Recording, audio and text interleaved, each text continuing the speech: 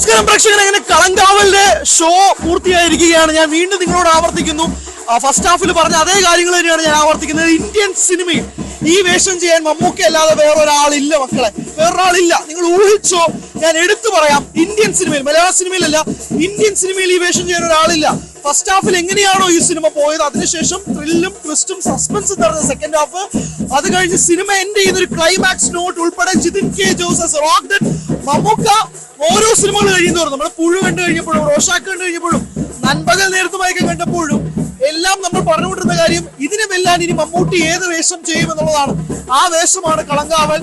Terror villainism, വെറുപ്പ് തോന്നുന്ന villainism. Mammukka ആയതുകൊണ്ട് നമുക്ക് വെറുക്കാൻ പറ്റുന്നില്ല, പക്ഷെ എന്നാൽ പോലും നമ്മൾ വെറുപ്പ് തോന്നുന്ന കഥാപാത്രമാണ്.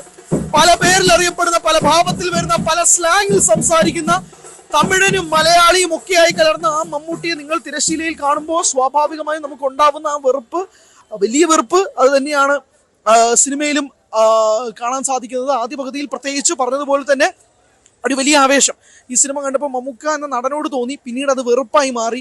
ഓരോ കഥാപാത്രങ്ങൾക്കും പ്രോമിനൻസ് ഉണ്ട്. ഇതിനകത്ത് ഇഷ്ടംപോലെ സ്ത്രീ കഥാപാത്രങ്ങൾ ഉള്ളതായിട്ടുള്ളത് ഓഡിയോ ലോഞ്ച് വെച്ച് തന്നെ അവർ പുറത്തു പറഞ്ഞ കാര്യമാണ്. ഓരോ സ്ത്രീകൾക്കും ഐഡന്റിറ്റി ഉണ്ട്. അവർ ചുമ്മാ വന്ന് പോകുന്നവരല്ല, ഓരോരുത്തർക്കും കഥാപാത്രമുണ്ട്.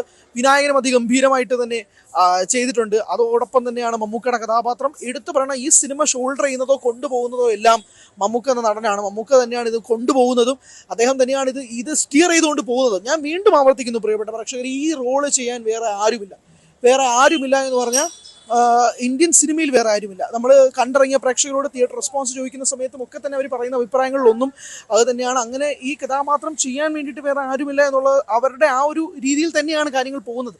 അങ്ങനെ ഒരു ആരുമില്ല, സത്യം പറഞ്ഞാൽ ആരുമില്ല. ഞാൻ ഈ സിനിമ കണ്ടുകൊണ്ടിരുന്നപ്പോൾ ആലോചിച്ച്, ഇത് വേറെ ആരെങ്കിലും ചെയ്യാൻ കഴിയുമോ, അല്ലെങ്കിൽ വേറെ ആർക്കെങ്കിലും ഇത് കൊടുക്കാൻ കഴിയുമോ? പറ്റില്ലെന്നേ. ജിതിൻ കെ ജോസാണ് എൻ്റെ സംവിധാനം. ജിതിൻ കെ ജോസ് ഒരു രക്ഷയില്ല കേട്ടോ. അതായത് screenplay in the sense പക്ക സ്ക്രീൻ പ്ലേ. എങ്ങനെ, എവിടെ, ഏതിൽ കുത്തിടണം, ഏതിൽ കോമ ഇടണം എന്നൊക്കെ വ്യക്തമായിട്ട് അറിയുന്ന ഒരു മനുഷ്യനാണ് ജിതിൻ എന്ന് ഈ സിനിമ കാണുമ്പോൾ മനസ്സിലാവും. അദ്ദേഹം നവാഗത സംവിധായകനാണെങ്കിലും വർഷങ്ങളായിട്ട് ഇൻഡസ്ട്രിയിലുള്ള വ്യക്തിയാണെന്നുള്ളത് അദ്ദേഹം ഈ സിനിമ എടുക്കുന്ന കാണുമ്പോൾ മനസ്സിലാവും. ആൻഡ് ഇതിനകത്ത് ഒരു ക്യാറ്റ് ആൻഡ് മൗസ് ഗെയിമുണ്ട്. ക്യാറ്റ് ആൻഡ് മൗസ് ഗെയിമൊക്കെ വളരെ വ്യക്തമായിട്ട് ഈ സിനിമയിൽ പോകുന്നുണ്ട്. ആ വ്യക്തമായിട്ട് ഈ സിനിമ സംസാരിക്കുന്നത് കൊണ്ടാണ് 2 മണിക്കൂർ 20 മിനിറ്റ് നമ്മൾ ഈ സിനിമ പിടിച്ചു നിർത്തുന്നത്. ഭയങ്കര ആവേശത്തിലാണ് ഞാൻ. ഒരു നല്ല സിനിമ കണ്ടിറങ്ങുമ്പോൾ ഒരു പ്രേക്ഷകൻ എന്ന രീതിയിലുള്ള ഒരു ആവേശം മുഴുവൻ എൻ്റെ ഉള്ളിലുണ്ട്. മുജീബ് മജീദാണ് ഇതിൻ്റെ മ്യൂസിക് ഡയറക്ഷൻ ചെയ്തിരിക്കുന്നത്. മുജീബും അതിഗംഭീരമായിട്ട് ഇതിൻ്റെ വർക്ക് കൈകാര്യം ചെയ്തിട്ടുണ്ട്. പ്രത്യേകിച്ച് ഇതിൻ്റെ ക്ലൈമാക്സ് പോർഷൻസ് ഒക്കെ ഉണ്ട്. ഹൈ എന്നൊക്കെ പറഞ്ഞാൽ കൊടൂര ഹൈ എന്ന് പറഞ്ഞാൽ ഒരു ഭയങ്കര ഹൈ കിട്ടുന്ന പോർഷൻസ് ആണ് അതൊക്കെ. മുജീബ് അതിനകത്ത് തകർത്തിട്ടുണ്ട്. ഇതിനകത്ത് ഓരോരുത്തരും ഓരോരുടെ പാർട്ട് ചെയ്യുന്നുണ്ട്. എനിക്ക് നെഗറ്റീവായിട്ടുള്ളത് ഒന്നും പറയാനില്ല. ഒന്നുകിൽ ലാഗ് എന്നോ അങ്ങനെ എന്തെങ്കിലുമൊക്കെ പറയണം. പക്ഷേ 2 മണിക്കൂർ 20 മിനിറ്റ് അവർ വളരെ സോളിഡ് ആയിട്ടൊരു സ്ക്രീൻ പ്ലേ നമ്മുടെ മുന്നിൽ കൊണ്ട് വെച്ചിട്ടുണ്ട് സർ. ആൻഡ് ഇയാളെപ്പോലൊരു സെക്ഷൽ പ്രിഡേറ്റർ ആയിട്ടുള്ള ഒരു വ്യക്തിയെ എങ്ങനെ മമ്മൂക്ക കൈകാര്യം ചെയ്യുന്നതിനേക്കാൾ കൂടുതൽ അത് നമ്മൾ കൺവിൻസ്ഡ് ആണ് അയാൾ ചെയ്യുന്ന കാര്യത്തിൽ. അയാൾക്ക് എങ്ങനെ ഇയാൾക്ക് ഇത്രയും കണക്ഷൻസ് കിട്ടുന്ന കുറേ കാര്യങ്ങളുണ്ട്. ഞാൻ ഒരു സസ്പെൻസോ അല്ലെങ്കിൽ ഒരു സ്പോയിലറോ പറയുന്നില്ല.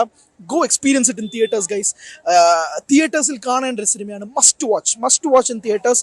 തിയേറ്റേഴ്സിൽ നിങ്ങൾക്ക് ഓരോ പൈസയും നിങ്ങൾക്ക് വേർത്താവുന്ന രീതിയിലേക്ക് ഈ സിനിമ മാറത്തുള്ളൂ. ആ വേർത്തിനെസ് മുഴുവൻ ഇതിനകത്തുണ്ടാകും. അത്രയും വെർത്താണ് പടം. ആ വെർത്ത് നിങ്ങൾ മിസ് ഔട്ട് ആക്കരുത്. പൂർണ്ണമായും നിങ്ങൾ തിയേറ്ററിൽ പോയി കാണാൻ ശ്രമിക്കുക. ഒരാളുടെയും റിവ്യൂ കേൾക്കണ്ട, ഒരാളുടെയും വാക്ക് കേൾക്കണ്ട, ഒരാൾ പറയുന്നതും കേൾക്കണ്ട. നിങ്ങൾ ഇത്ര ഹൈപ്പും കേട്ടണ്ടെന്ന് തന്നെ ഞാൻ പറയത്തുള്ളൂ. നിങ്ങൾ തിയേറ്ററിൽ പോയി കാണുക. ഒരു ബ്ലാങ്ക് പേപ്പറോടെ നിങ്ങൾ കാണുക. മമ്മൂക്ക അതിനകത്ത് നിങ്ങൾക്കൊരു സ്കെച്ച് വരച്ച് തരും ആ ഒരു ബ്ലാങ്ക് പേപ്പറിൽ. അത് നിങ്ങൾക്ക് ഗംഭീരമായിട്ട് മാറുകയും ചെയ്യും. അതാണ് ദാറ്റ്സ് അബൌട്ട് കളങ്കാവൽ.